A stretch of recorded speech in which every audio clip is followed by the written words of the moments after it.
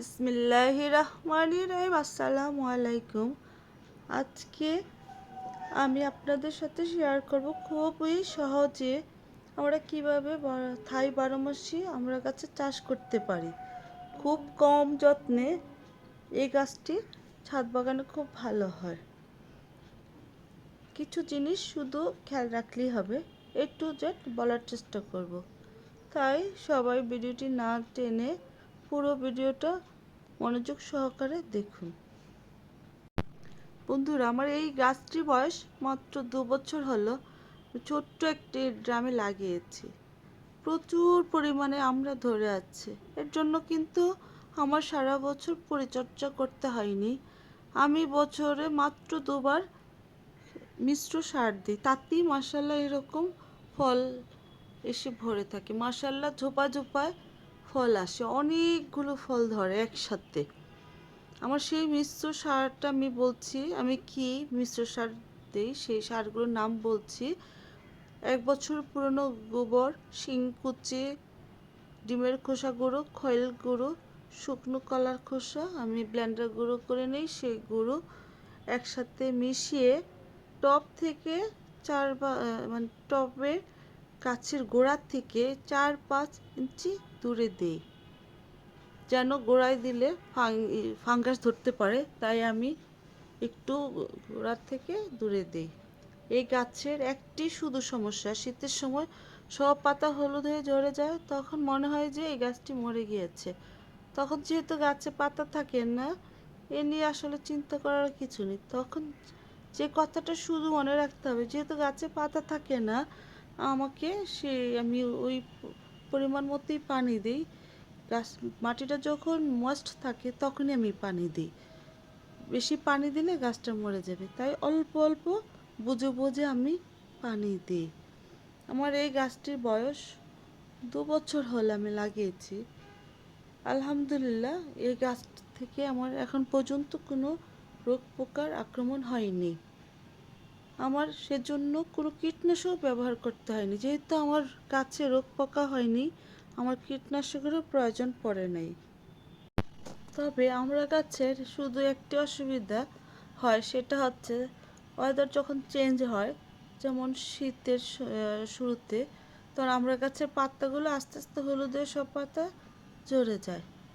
আসলে সেটাও চিন্তা করার কারণ নেই, যেহেতু পুরনো পাতা ঝরার পরই আবার নতুন পাতা বের হয় এবং সেই নতুন কুশিগুলোর থেকেই আমার ফল আসে। এই ঝোপাটা হচ্ছে আমি পেরে নিয়েছি, এটা ছোট আমরা, এগুলো হারভেস্ট করব না আমি। এগুলো হচ্ছে বড় বড় আমরা।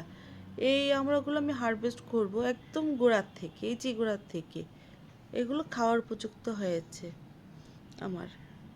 এই যে হারভেস্ট করার পর এবং পিছনের যে বড় ঝোপাটা, এই ঝোপাটা একদম আমি ওই গোড়া পর্যন্ত কেটে নিব। কেটে নিয়ে আমি এইখানে আমি ফাঙ্গিসাইড লাগিয়ে দেবো। এখান থেকে আমি প্রুনিং করব। ফাঙ্গিসাইড না লাগালে গাছটা ডাইব্যাক হবে, এবং ডাইব্যাক হলে সবাই জানেন ডাইব্যাক আস্তে আস্তে ডালগুলো শুকিয়ে মরে যায়। তাই আমি ওখানে ফাঙ্গিসাইড লাগাবো, যেন কোনো ফাঙ্গাস আক্রমণ না করতে পারে।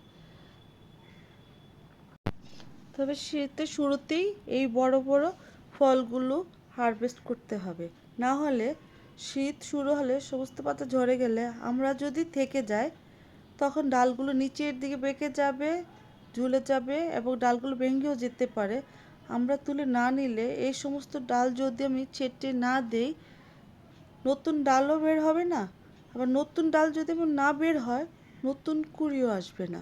কারণ আমরা গাছে যখন নতুন ডাল আসে তখনই নতুন কুঁড়ি আসে এবং নতুন করে ফল আসে। শীতের শুরুতেই সেই সমস্ত ডাল থেকে আমি ফলগুলো একদম গোড়াসহ হারভেস্ট করব। এবং সকল বন্ধুদের যাদের ছাদ বাগান আছে সবাইকে আমি বলবো, এই থাই বারোমাসি মিষ্টি জাতের আমড়া গাছটি একটা অথবা দুটা ছাদ বাগানে রাখতে পারেন। শীতের 2 মাস শুধু ফল আসে না, কিন্তু সারা বছরই আপনার আমড়া গাছে মাশাআল্লাহ ফুলে ফলে ভরে থাকবে। খুব বেশি রোগ পোকার আক্রমণ হয় না, তারপর খুব বেশি খাবারের প্রয়োজন হয় না, তাই এটা ছাদ বাগানের জন্য খুব ভালো জাতের একটা উপযুক্ত জাত, যেটা ছাদ বাগানে রাখলে ছাদ বাগানিরা উপকৃত হবেন। আমি যখনই বড় বড় ফলগুলো হারভেস্ট করব, আমি অফ ক্যামেরায় সে ফলগুলো হারভেস্ট করব, হারভেস্ট করে আমি সেখানে ফাঙ্গিসাইড লাগাবো। যেহেতু আমার এক হাতে ক্যামেরা, আমি দুই হাত ব্যবহার করতে পারছি না, তাই আমি সেটা অফ ক্যামেরায় হারভেস্ট করব। বা হারভেস্ট করার সময় ডাল সহ আমি হারভেস্ট করব, তাতে প্রুনিংও হবে, ফলও হারভেস্ট করা হবে। না হলে ফলগুলো থেকে যাবে, আমার নতুন করে আর ফল আসবে না। এরকম মানে ফল হারভেস্ট করতে ছাদ বাগানে অন্যরকম একটা আনন্দ এবং অনুভূতি হয়।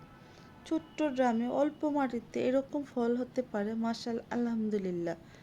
আমাদের ছাদ বাগানের জন্য উপযুক্ত খুব ভালো জাতের এই থাই 12 মাসি আমরা। এটা দেশি আমড়ার যেরকম বড় আটি হয়, কিন্তু থাই আমড়ার আটি খুঁজেই পাওয়া যায় না। এবং চারা গাছ যখন সংগ্রহ করবেন, খুব ভালো জাতের একটি চারা সংগ্রহ করবেন। গাছটি যদি গ্রাফটিংয়ের হয় খুবই ভালো, গ্রাফটিং হলে আরও ভালো। আর যদি গ্রাফটিং না পান, কলমের চারাও সংগ্রহ করতে পারেন। গাছটি আমি কিভাবে লাগিয়েছি, কিভাবে মাটি তৈরি করছি বলছি।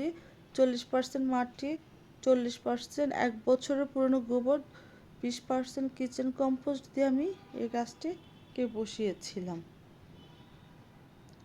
এই হচ্ছে আমার ভিডিওর আজকের বিষয়বস্তু। বন্ধুরা, আমি বোঝাতে পেরেছি কিভাবে আমি গাছে A to Z পরিচর্যা করি। যদি ভালো লেগে থাকে ভিডিওটি লাইক করে শেয়ার করে সাবস্ক্রাইব করে পাশে থাকবেন। Thank you for watching.